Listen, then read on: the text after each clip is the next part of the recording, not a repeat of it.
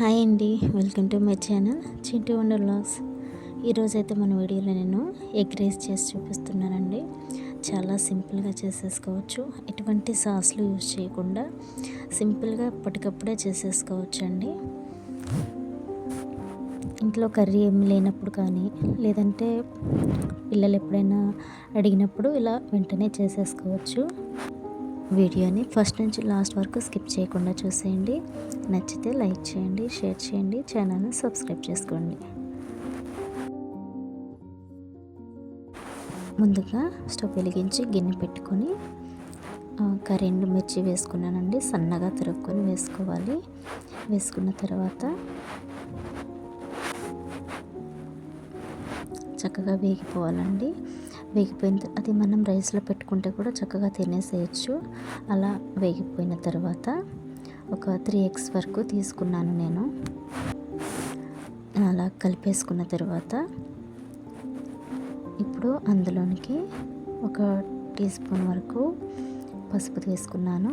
కొంచెం సాల్ట్ తీసుకున్నాను.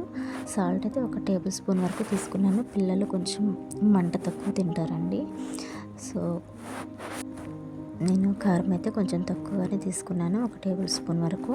సాల్ట్ ఇప్పుడే వేసేస్తే మొత్తం ఎక్కి పట్టేస్తుంది కాబట్టి తర్వాత రైస్లో కొంచెం వేసుకుంటానండి. సో ఇలా కలిపేసుకున్న తర్వాత కావాలంటే కొంచెం పెద్ద పెద్దగానే ఉంచేసుకోవచ్చు, లేదంటే పొడి పొడిగా కూడా చేసేసుకోవచ్చు.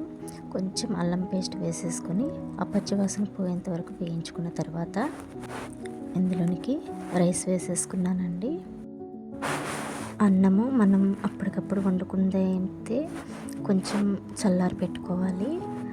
ఒకవేళ మిగిలిన అన్నంతో కూడా చేసేసుకోవచ్చు.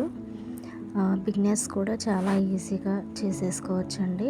ఇప్పుడే వంట స్టార్ట్ చేసిన వాళ్ళు కూడా చాలా ఈజీగా చేసుకోవచ్చు ఎగ్ రైస్. వేడివేడి అన్నం అయితే కొంచెం ఆరబెట్టుకోవాలండి, లేదంటే ముద్దయిపోతుంది.